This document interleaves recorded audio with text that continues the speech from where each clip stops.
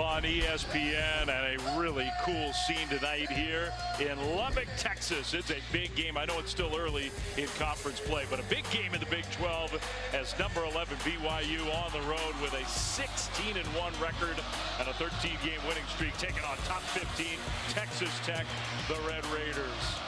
Hi, everybody. Dave Fleming, Fran Fraschilla. Great to have you with us here from Lubbock. What more do you want? Sold-out crowd, tons of energy in here. Two really good teams and some of the best star power you can pack on one court in this sport. Oh, I think you got 6 guys on the starting lineup tonight for these teams that are all conference players. But the 2 we're going to feature first are 2 All-Americans, starting with A.J. DeBanza, the freshman.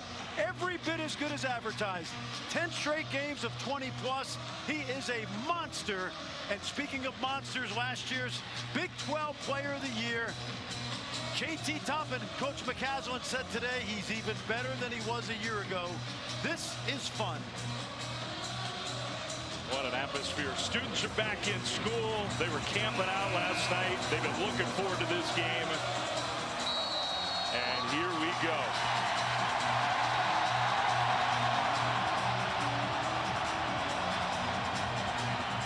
Tap controlled by BYU. So the visiting Cougars have the ball first tonight. Both of these teams are heavy pick and roll teams, which can put a defense in a bad way if you're not prepared. Richie Saunders, one of those big 3 for BYU, along with DeBanza and Rob Wright. Point guard has the ball and attacks the basket. First shot of the game, no good. Toppin grabs a rebound. This is a chess match tonight because this kid with the ball, he's in more pick and rolls than anybody in college basketball. So how do you defend him? Christian Anderson was really turned into just an elite point guard. Pull up from the line, and Jalen Petty, the freshman, hits the first shot of the night. Petty is in the same spot Anderson was a year ago, playing with Elijah Hawkins. Ansa thought about shooting the 3. Kennard Davis, more of a defensive specialist on this team, gave it up to Wright, and this time Wright converts. Oh, he's so good right near the basket. And oftentimes he won't go all the way, but that pull-up is money. First minute of this game, tied at 2. There's one of those pick-and-roll type plays, and we will be watching closely how BYU defends those. Anderson found an opening and knocks down the 3. I want to tell you, Dave, if you let him go left and shoot that jumper off the dribble, it's lights out. They've got to make sure they slow that down, BYU. All right, crossover. Keita missed the dunk. Well, that doesn't happen very often. Down low, Lawan Watts swatted by Keita. Watts got it back. That happens often. It does. 3, no good. Keita was motivated on the defensive side after missing that dunk. Here's Richie Saunders coming off, for him, kind of a funky game where he did not shoot the ball very well. Contact, no whistle. Well, neither one of these teams is deep, so unless you commit a felony, it's going to be hard to call a cheap foul anyway. Davis matched up with Anderson. Another screen, another open look from 3. Oh, man.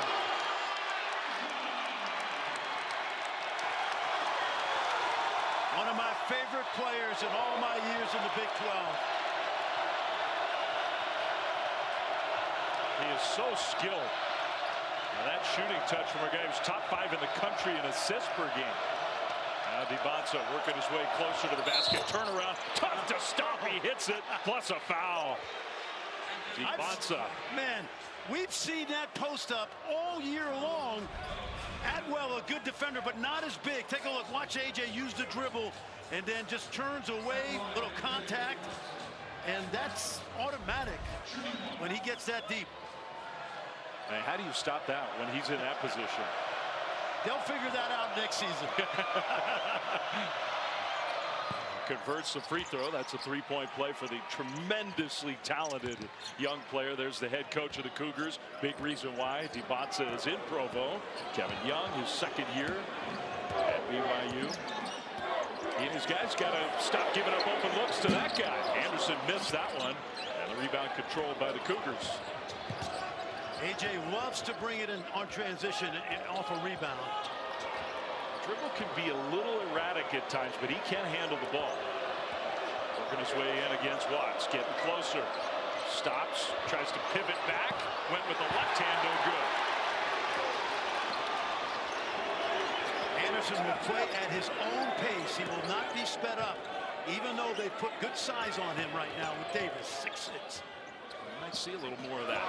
Kana got a hand in there. Devonsa, though, had it poked away.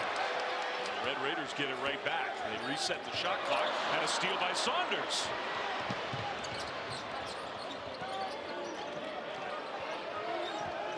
Three turnovers in a span of, what, 15 seconds?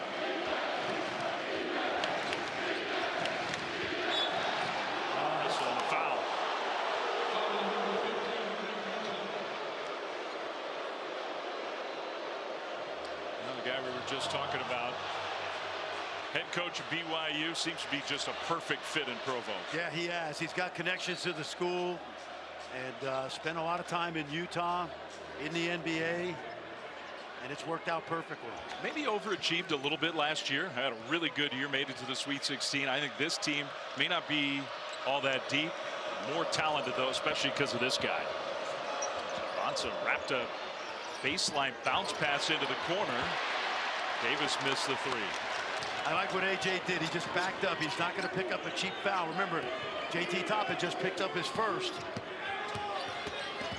Anderson goes all the way, flips it up off the glass. You're watching Jamal Murray right there. That's exactly who he reminds me of. The Nuggets star. Not a great athlete, relatively, but a tremendously skilled player. Wright scores to answer. And so is he. So strong. It is hard to keep him from getting to the rim. It really is. And you know what? You got to remember, they've got a great player in Saunders and Devonsa. Rob Wright right there with him. Anderson shoots another three. Short. Kada had it poked away by Toppin. And Toppin went up. Whistle. Jump ball. Arrow is going to favor Texas Tech. So the Red Raiders will have the ball. We're just 5 minutes in. Texas Tech leads by 3. Back right after this.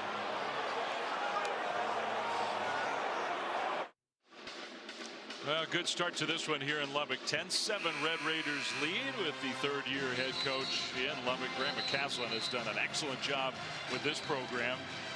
NCAA tournament each of his first 2 years. Last year got to the Elite Eight. He's got the talent to go farther even this year. Yeah, I think so. Remember, they are still without 3 big men. Two of them are out. They'll be back soon.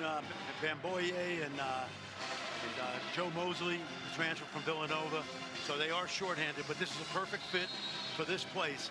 And tonight they're honoring the 30th anniversary of the best team in Texas Tech history. Coach was James Dickey.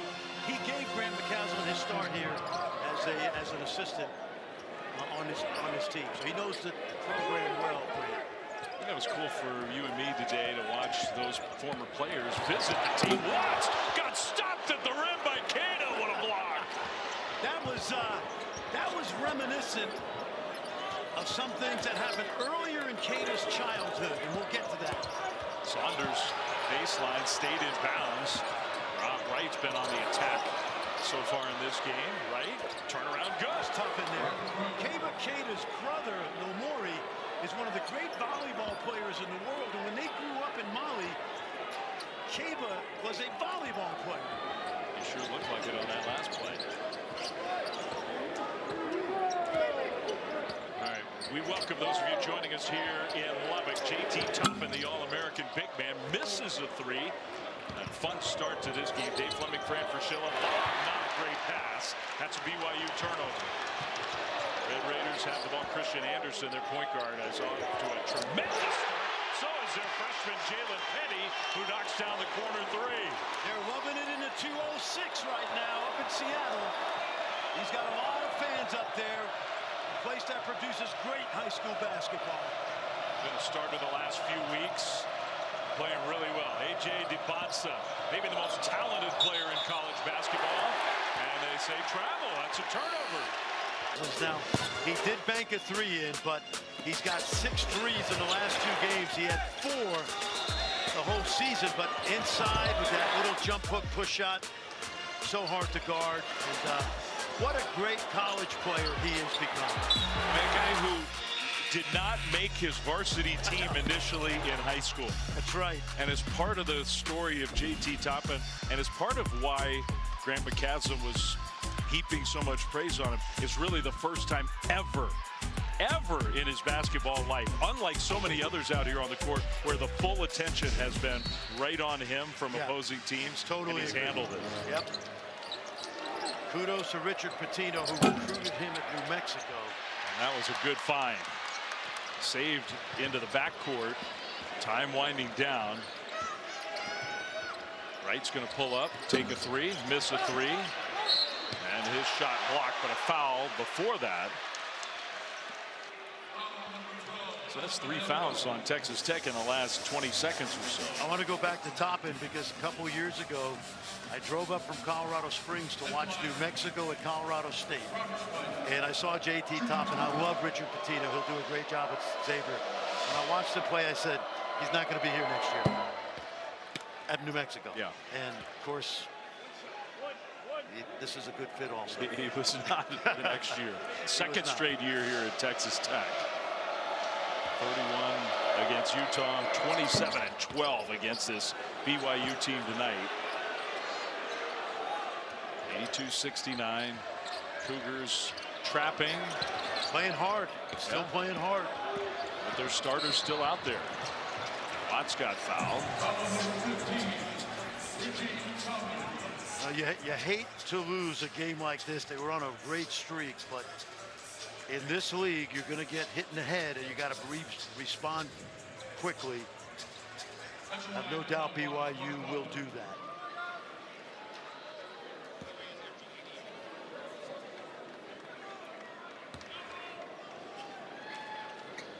And it's probably a good week for Kevin Young to have a week off. They won't play until a week from tonight. Yep. You got Devonsa with the shoulder. You got Ahmed with the shoulder. Wright's finger. You're right in the middle of the year. This is the time of year where you might say, we're going to give you off Sunday and Monday. Come back fresh Tuesday. You want to get some shots up, come in the gym, but let's regroup. Another foul against Petty and Texas Tech.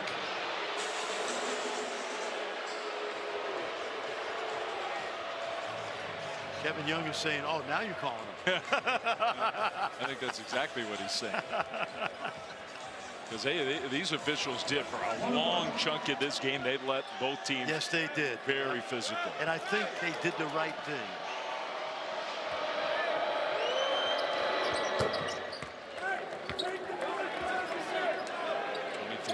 .2 seconds left. Petty and Wright going at it a little. That's fun. Jalen Petty, man, he is a good young player. Yes, he is.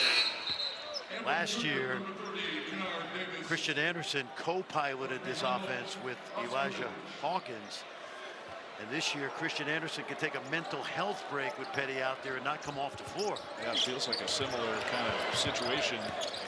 More pressure from BYU. Ball saved in. No, out of bounds. I mean, the Cougars are not. They are not going quietly. Yeah, you know, Kevin Young in the NBA, a 13-point lead with a minute to go. Yeah, you're packing it in. Packing it in, man. You're getting ready to get on the charter. But not this team. Good. It's good.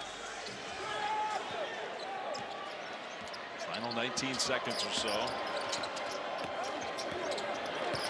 Johnson and Anderson still playing him hard. Throws it out of bounds. Tried to go back door. It went off of Davis's ankle. And now maybe we'll back off. Maybe. Maybe. It looks that way. And these Red Raider fans have been waiting for the final celebration. Here it comes. That 95 team has to be awfully proud of what they saw tonight. No kidding. Handshakes all around. What a night for Texas Tech. Celebrate one of your great teams and think, hey, you know what? We might have another great team on our hands this season. I think they do. And said it before, when this place is rocking, there are few in all of basketball that bring the intensity that Red Raider fans bring. Guns Up will be up tonight. in the city of Lubbock. Students are back from the winter vacation. I think there'll be some celebrating all across Lubbock this evening. Second top 15 win for Texas Tech this year. 84-71. That's the final score from Lubbock. For Fran Fraschilla, our great crew, Dave Fleming saying so long. Thanks for being with us. Another battle in the Big 12 goes the way of Texas Tech.